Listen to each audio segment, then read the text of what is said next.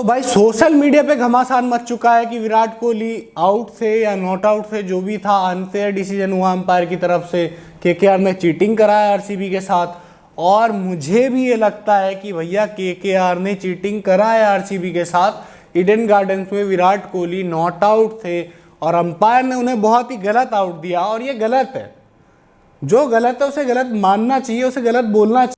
चूना लगा दिया, क्योंकि अंपायर का जो डिसीजन था उसने पूरे मैच के रिजल्ट को बदल दिया और आरसीबी को हारना पड़ा उसके चक्कर में। अगर विराट कोहली आउट नहीं होते तो बहुत ही अच्छे टच में थे, कल आराम से वो 50 से 100 कुछ तो मारते यार, और 1 रन से हारी है टीम। तो मतलब समझ जाओ, अगर वो वहां आउट नहीं होते तो ये मैच तो आरसीबी कंफर्म जीतने वाली थी। और ये बहुत ही अनफेयर डिसीजन था किसी भी अंपायर के लिए, और जो उन्होंने दिया भी। इवन विराट कोहली ने रिव्यू भी लिया इस डिसीजन के ऊपर, तब भी उन्हें आउट दिया गया। यार ये तो बहुत ही गलत बात है। अगर आप देखोगे हर्षित राणा को उन्होंने बॉल डाला, कैच पकड़ा, उसके बाद सेलिब्रेट तक नहीं करा, क्योंकि उन्हें लग रहा था खुद से भी कि ये नो बॉल है, और ये नो बॉल ही था।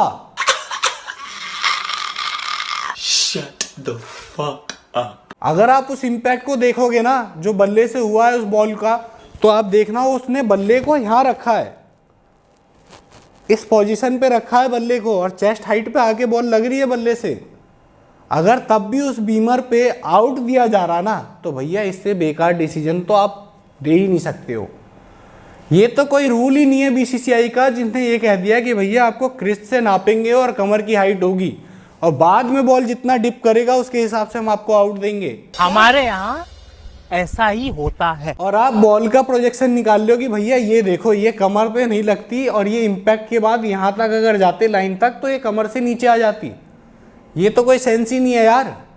आप कभी भी देख लो, कोई भी बैट्समैन अगर खेलता है तो वो क्रिच के हल्का सा बाहर ही खेलता है। जब भी वो फास्टर को खेलने आते हैं तो वो स्विंग को काटने के लिए हल्का सा लाइन से बाहर रहते हैं।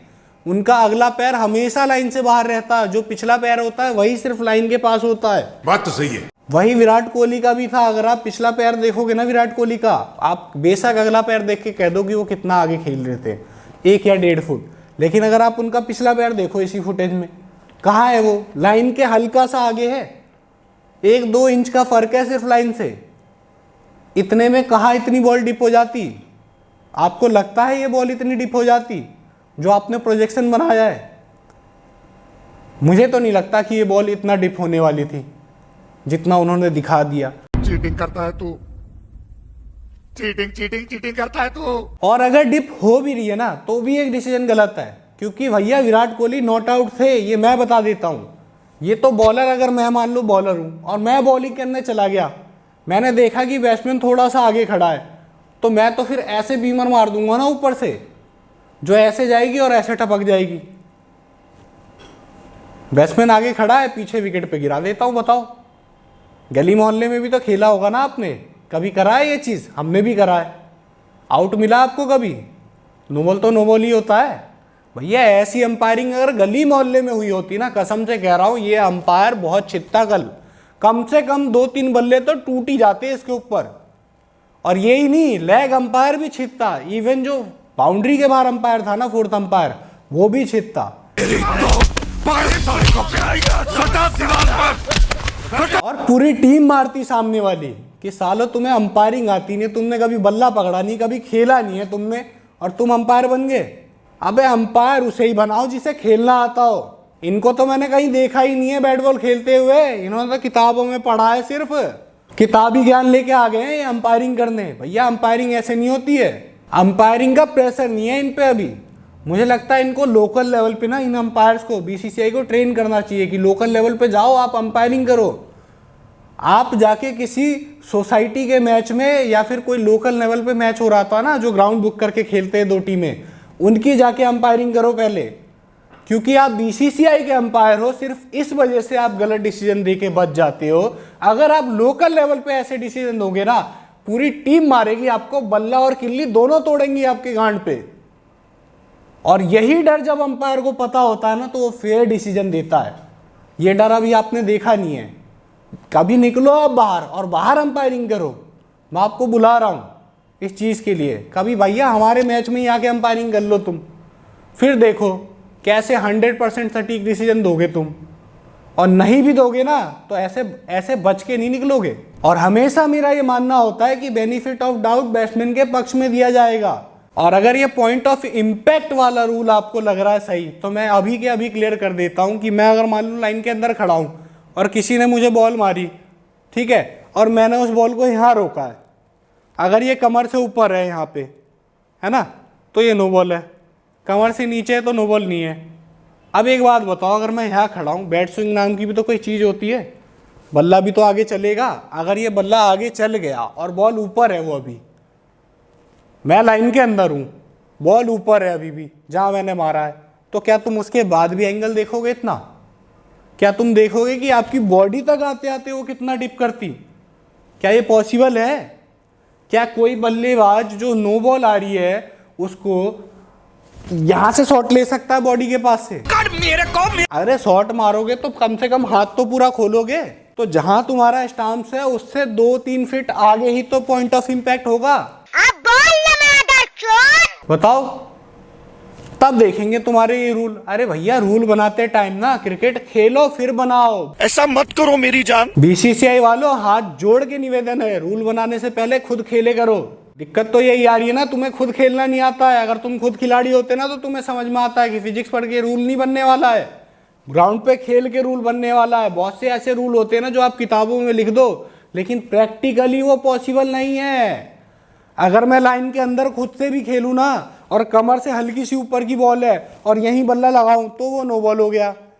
अगर वही बॉल मैंने और आगे मारा है, क्योंकि भैया हाथ पैर में तो कोई बॉल लगवाएगा नहीं, और यहाँ तो मैं शॉट खेल ही नहीं सकता। शॉट खेलने के लिए तो हाथ खोलूंगा ही। अगर मान लो वही बॉल मैंने पहले मार दिया, बॉल आने से 1 फुट पहले ही तो इम्पैक्ट आएगा। बॉल आने से 1 फुट पहले ही तो इम्पैक्ट होगा, 1-2 फुट आगे, क्योंकि बल्ला और हाथ का भी तो डिस्टेंस है कुछ। 2 फुट इधर आ गया, 2 फुट उधर आ गया, 4 फुट आगे इम्पैक्ट है। बोलने दे, तकलीफ हुआ है बेचारे। अब वही बॉल अगर 4 फुट आगे अगर आप देखोगे, वो मेरे सर की हाइट पे है, वो मैंने मार दिया, बेशक वो आके डिप होके कमर के नीचे ही जा रही हो, तो रहेगा तो वो नो बॉल ही, या उसे भी तुम बॉल कहोगे। तो भैया हम तो यही कह रहे हैं कि अंपायरिंग सरासर गलत है, और ऐसे अंपायरों को गली मोहल्ले के मैचों में भेज दो। इवन जो 4th अंपायर था उसको भी गली मोहल्ले के मैचों में भेज दो। 4th अंपायर को तो वैसे मारेंगे, जो होता नहीं है बाहर बैठ के डिसीजन दे देता है, हाँ आउट था, तो उसको दोनों टीम पेलती है कि तू कौन है बहन के रोड़े, तू क्यों दे रहा डिसीजन, तेरे को किसी ने बोला? तुम्हें शर्म है? कुछ शर्म आया है? क्यों बन रहा है हिमायती? ऐसे कूटेंगे 4th अंपायर को तो। और बाकी के अंपायर तो तुम्हें पता ही है कैसे कूटे जाते हैं गली मोहल्ले में। भैया इन अंपायरों को वैसा ही खुराक चाहिए, तभी जाके ये अच्छे अंपायर बनेंगे। इन्हें गली मोहल्ले के मैचेस खिलवाओ, कम से कम 100 मैच गली मोहल्ले में जब ये खेल लेंगे ना, तब इन्हें समझ में आएगा कि रिव्यू सिस्टम और ये सिक्योरिटी के अलावा भी चीजें होती हैं। कुछ ऐसी चीजें भी होती है जहां तुम्हें अवेयर होके रूल के हिसाब से नहीं, बल्कि सिचुएशन के हिसाब से तेरा तो गेम बजाना पड़ेगा, और जो चीज हो सकता है सही सही वो डिसीजन देना पड़ेगा, क्योंकि सामने वाली टीम बहुत मारेगी फिर। और ऐसे अंपायरों को तो बैन कर देना चाहिए भैया। तुम्हारी वजह से आरसीबी हार गई और इस साल का सपना टूट गया उनका। हालांकि मुझे लग रहा है आरसीबी अब के आने वाले सीजन जो बचे हुए मैचेस है ना, बचे हुए 6 मैचों के लिए आरसीबी से खतरनाक कोई टीम नहीं है, क्योंकि आरसीबी के पास अभी भी खोने के लिए कुछ नहीं बचा। वो ऑलरेडी इस रेस से बाहर हो चुकी है।